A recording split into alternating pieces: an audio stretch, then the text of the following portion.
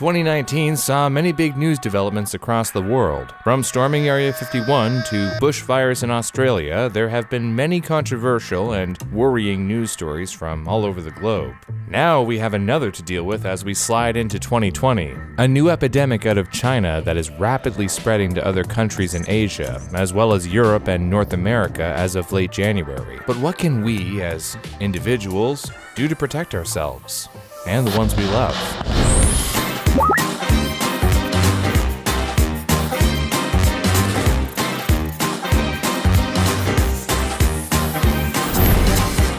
Today's video will cover an ongoing news story. Some facts we provide might be proven incorrect or inadequate as authorities work to improve our understanding of this epidemic. This is meant to inform broadly on what we know and how we as individuals should proceed. As always, we recommend speaking with your doctor if you're sincerely worried. And with that out of the way, let's get into it. The novel coronavirus doesn't have an official name as of the end of January. But so far, we've been calling it 2019 nCoV, which just means the novel or new coronavirus that we found in 2019, which honestly isn't very catchy. Hopefully the virus is as catchy as its name. 2019 nCoV has also been colloquially referred to as Wuhan pneumonia or Wuhan coronavirus. And as a coronavirus, it shares some genetic similarities with severe acute respiratory syndrome, aka SARS, Middle East respiratory syndrome, aka MERS, and, wait for it, the common cold. Coronaviruses get their name from their shape. If you were to look at them at a microscopic level, you would see a crown-shaped form around their bodies, similar to the corona of the sun, hence the name. Coronaviruses have a number of symptoms, which include, but are not limited to, respiratory symptoms, fever, cough, shortness of breath, and breathing difficulties. And, in more severe cases, infection can cause pneumonia, severe acute respiratory syndrome, kidney failure, and even death, according to the WHO. As of yet, there isn't much else we know about this disease in particular, or how it affects human populations. We do know that this coronavirus originated in the city of Wuhan, China, likely from Huanan Seafood Market, where some wildlife was sold illegally. 28 of the first 41 confirmed cases of this new virus had a link to this wet market, where animals were kept both alive and slaughtered for sale. So, experts are fairly certain it is the source. There are also news stories emerging that link this virus to bat soup, but there is no evidence to support this claim. The WHO, however, has found that the virus probably originated in bats before it mutated to survive in humans, but does not link it to the consumption of bat soup. Dr. Guangzhong Luo, a professor in the Department of Microbiology and Molecular Genetics at the University of Pittsburgh, has noted that there is a 90% similarity in the genetic code between bat coronavirus and 2019 nCoV, which suggests that bats are the source of the disease. In addition to that, Dr. Shuzhang Gao, another professor at the University of Pittsburgh's Microbiology Department, says that 2019 nCoV and the snake speak a similar language genetically, so it is not unfeasible that snake may be the source. Bats were not expressly present in Huanan Market, but authorities believe that there were live snakes on sale for human consumption.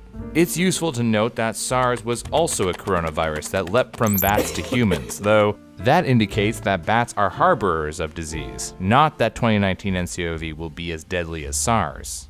In fact, when we compare Wuhan pneumonia to other major diseases in the last 50 years, the percentage of those who die from it is quite limited, at least for now. For example, SARS infected approximately 8,000 people and killed around 800 of them.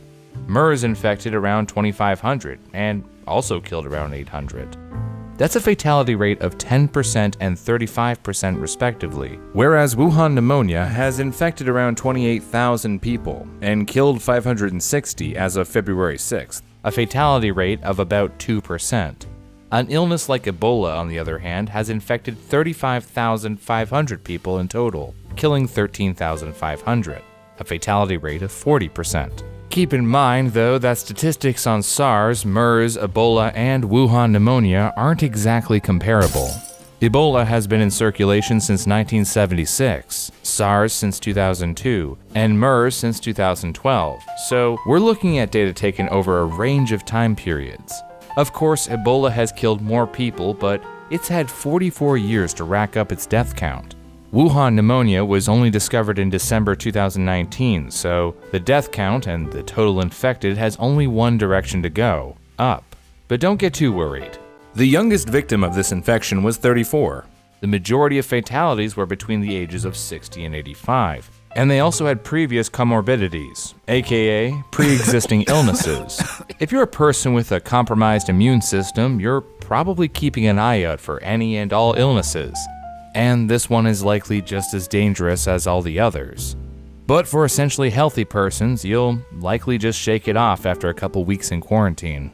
Considering all this, the WHO, as of January 30th, chose to declare a public health emergency of international concern, or PHEIC, saying that it is still possible to interrupt virus spread, provided that countries put in place strong measures to detect disease early, isolate and treat cases, trace contacts, and promote social distancing measures commensurate with the risk. They say that a PHEIC should be seen in the spirit of support and appreciation for China, its people, and the actions China has taken on the front lines of this outbreak, which includes the construction of a new hospital built over the course of 10 days, and quarantines involving over a dozen cities impacting around 46 million people. To put that in perspective, that's more than the entire population of Canada at 37 million, and the largest quarantine in human history. It may seem like this situation is concerning, but it is by no means catastrophic. If you're concerned for your health and the health of people around you, there are things we can do. Both the Government of Canada and the American CDC say that regular washing of hands under hot water for at least 20 seconds is the best way to keep yourself safe. They also recommend avoiding sick individuals and refraining from touching your eyes, mouth, and nose before you have washed your hands. Basically, the same way you protect yourself from the flu, which I might add has already infected 15 million people and killed 8,000 people since October 2019 in the United States alone. At the end of the day, there isn't much to worry about yet. 2019 NCOV is dangerous. Not because it's more deadly than SARS or MERS, but that it has the ability to be. We know some things about this virus. We know it's a coronavirus. We know it's killed people that were old or infirm. And we know that it's spreading faster than expected. But as with most things, it's what we don't know that scares us the most. The best way for us, as individuals, to proceed as of now, early February, What's the procedure? is to keep washing our hands thoroughly, keep ourselves away from sick people, and to seclude ourselves if we're experiencing symptoms of the illness. Tastes like a f***ing waste of coffee.